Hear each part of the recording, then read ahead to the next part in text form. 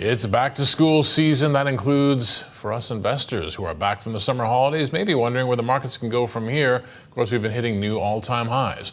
Well, our featured guest today says there are three themes which you want to keep an eye on as we head into the fall. Christian Medeiros, VP Director and Portfolio Manager for Asset Allocation with TD Asset Management, joins us now. Christian, great to have you back on the show. It's great to be back. I love how you always parcel these things into ideas for us. Three things to watch as we head into the fall. The first one I sort of alluded to, monetary policy. Yeah, big one coming into the fall. We've had very calm summer. We've had central banks on pause for much of the year.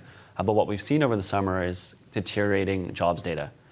It's not necessarily Armageddon, but we are seeing low hiring, low firing, and slower payrolls over the course of the summer with negative revisions as well. So what this means is that central banks, especially in North America, both the Fed and the Bank of Canada, are now expected to cut rates in September.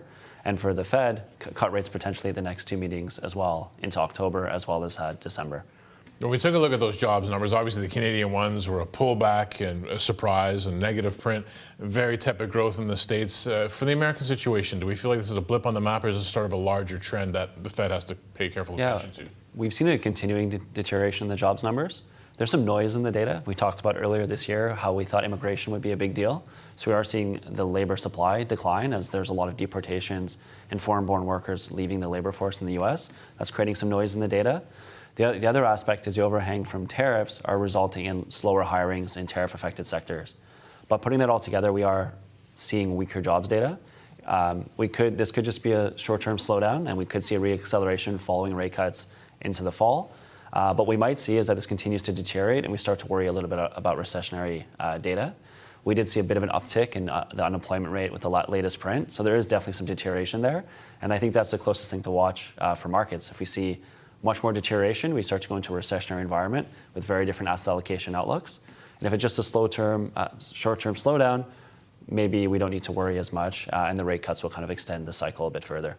Okay, that's theme number one. Theme number two is right here at home, fiscal policy in Canada. What are you watching on that front? Yeah, so we had a major election in the spring, which we talked a lot about, and now coming into the fall, we're expecting the new Liberal government under Mark Carney to table their budget probably around early October.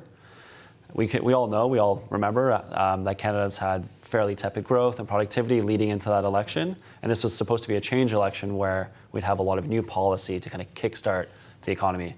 So during the campaign and since then, Mark Carney's government has proposed spending a lot on infrastructure, improving our military, improving housing, while also maybe cutting back on some areas of the government that are less efficient. But putting that all together, they're proposing to spend anywhere between 50 to over 100 basis points of additional spending per year as a percent of GDP. So it would be a very large fiscal government program, really focused on kickstarting growth. So I think this could be a bit of a big boost for the Canadian economy as well as Canadian asset markets. It does feel like a different kind of budget, at least in the anticipation, in the sense that I've covered a lot of federal budgets over the years, and you'd look for things like, was there a grant here for this industry, some sort of tax break for another industry, but I never felt like a budget would mean a lot for the Canadian markets. Is this the kind of budget where if they sort of get these longer term plans right, this could be very constructive for the TSX? I think it'd be very constructive. So I think we should really, let's call it like Build Canada. A lot of the initiatives are really to build out the infrastructure we need to be more productive. So there's one thing that they already passed prior to the budget was something called Bill C5 over the summer. And this speeds up the regulatory approval for building new energy infrastructure, new pipelines, new ports. It speeds up to 2 years from now a multi-year period. So it allows people to build faster, but now what we need is the funding to make that happen. So they want 60% of the new budget to be on new infrastructure.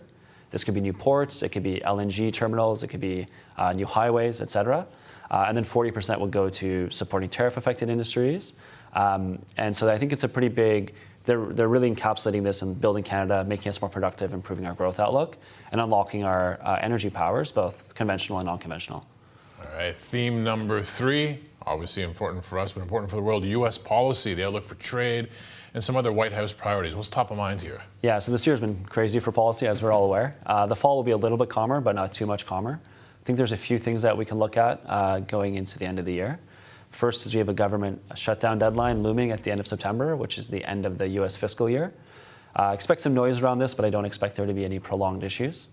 The second one is trade. USMCA renegotiations happen in 2026, but we also have Canada and U.S. actively talking behind the scenes to kind of smooth over our existing trade tensions. So that's something to watch. We may see headlines going into December. The other aspect on trade is Trump may meet Xi Jinping, the leader of China, sometime soon. There's some rumors that they may meet in Korea during the APEC summit. So we may have some new news there on the China-US trade relationship. Then the last one would be Supreme Court challenges.